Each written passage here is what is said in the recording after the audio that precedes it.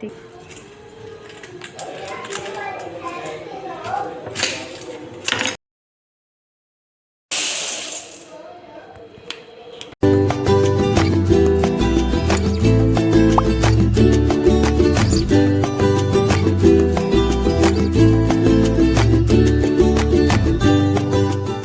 High everyone, welcome back to my channel. तर आजची Sunday special dish आहे pasta. तर त्यासाठी मी घेतलेला आहे पत्ताकोबी, तसेच 2 कांदे, 1 शिमला मिरची आणि 2 टोमॅटो, आणि मी ते सर्व असं बारीक चिरून घेतलेलं आहे. आणि यानंतर आता आज आम्ही करणार आहे पास्ता. तर मी आता पास्तासाठी सॉसेस यूज करणार आहे, ज्यात मी फर्स्टली घेतलेलं आहे जिंजर गार्लिक पेस्ट, तसेच त्यानंतर मी त्यात घेतलेला आहे सोया सॉस, आणि अजून मी त्यात यूज करणार आहे रेड चिली सॉस, आणि तसेच त्यानंतर मी आता ग्रीन चिली सॉस पण यूज करणार आहे, आणि त्यानंतर शेजवान चटणी. तर आता हे सर्व सॉसेस आणि हे सगळे बारीक चिरून मी ठेवलेलं आहे. आणि आता मी यानंतर पास्ता बॉईल करायला ठेवणार आहे. तर आता हा पास्ता जो आहे तो मी पाणी घेतलेला आहे भरपूर, आणि त्यामध्ये त्याला आता बॉईल करते. आणि त्यानंतर थोडंसं गरम झाल्यानंतर मी त्याला पूर्ण असं वॉश करून घेतलेलं आहे, कारण की त्यामध्ये खूप असं व्हाईट पावडर असं वॉटर त्याला येत होतं. मग ते सगळं मी वॉश करून घेतलेलं आहे, आणि ते जे काही रिमेनिंग असं व्हाईट जे पाणी ते मी ड्रेन करून घेतलं आहे, आणि त्यानंतर छान प्रकारे परत पास्ता थोडासा शिजवला आहे. तर अशा प्रकारे हा पास्ता आता शिजलेला आहे, आणि थोडा जास्त शिजलेला आहे, कारण की माझं लक्ष नव्हतं, आणि तोपर्यंत तो पास्ता खूप जास्त बॉईल होऊन गेला.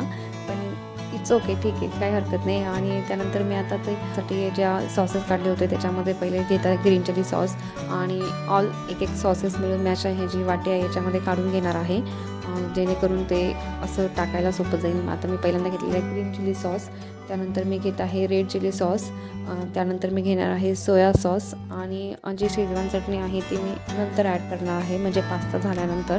सो आता मी एवढे सगळे जे सॉसेस काढलेले आहे, आणि ते सर्व सॉसेस आता म्हणजे मिक्स करून घेत आहे. तर आता सर्व सॉसेस मिक्स केल्यानंतर मी घेतलेला आहे पास्ता मसाला आणि तिखट मी 2 चमचे घेतलेला आहे. तुम्ही तुमच्या चवीनुसार तिखट ॲड करू शकता.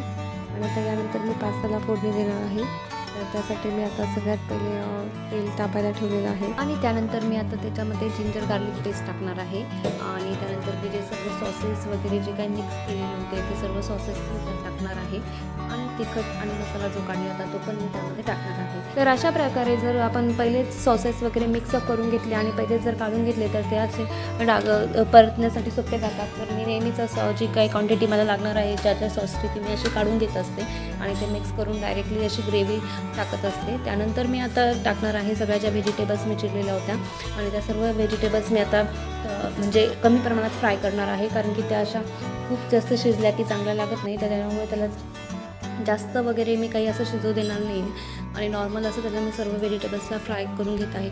आणि त्याच्यानंतर मी आता त्याच्यामध्ये टाकणार आहे मीठ. तर मीठ आपण पास्तामध्ये मी बॉईल करताना पण टाकत असते, आणि नंतर पण टाकत असते. तर आपल्या अंदाजानुसार जसं आपण टाकलेलं आहे पास्ता बॉईल करण्यात त्यानुसार मी असं मीठ टाकलेलं आहे.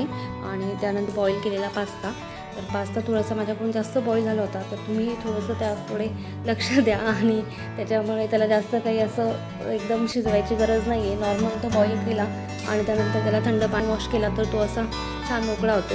आणि अशा प्रकारे मी आता हा पास्ता त्यामध्ये टाकलेला आहे. आणि आता सर्व पास्ता जो आहे मी तो ऑलरेडी जास्त शिजल्यामुळे मी त्याला फक्त जस्ट 2-1 सेकंड मी त्याला फक्त असं मिक्स करून ठेवणार आहे, आणि आजचं जी डिश आहे माझी पास्त्याची त्याच्याने ती रेडी होऊन जाणार आहे. आणि आता यानंतर राहिलेला आहे लास्ट इन्ग्रेडियंट्स, आणि ते म्हणजे शेजवान चटणी. तर आता माझा पास्ता जो आहे तो मी असा थोडाफार प्रमाणात मिक्सअप करून घेतलेला आहे, आणि त्याला जास्त काही मी शिजवलेलं नाही आहे किंवा जास्त काही त्याला वाफ येऊ दिलेली नाही आहे. आणि त्यामध्ये मी आता शेजवान चटणी ॲड केलेली आहे, आणि आता ही शेजवान चटणी मी अशी नॉर्मल अशी स्प्रेड करून घेत आहे, सर्व पास्तांना मिक्स केलेली आहे. आणि अशा प्रकारे माझी आजची जी डिश आहे ती डन झाली. सो तुम्हाला माझ्या आजच्या ह्या पास्ता डिशचा व्हिडिओ आवडला असेल तर व्हिडिओला लाईक आणि चॅनलला सबस्क्राईब करा. Thank you, bye bye.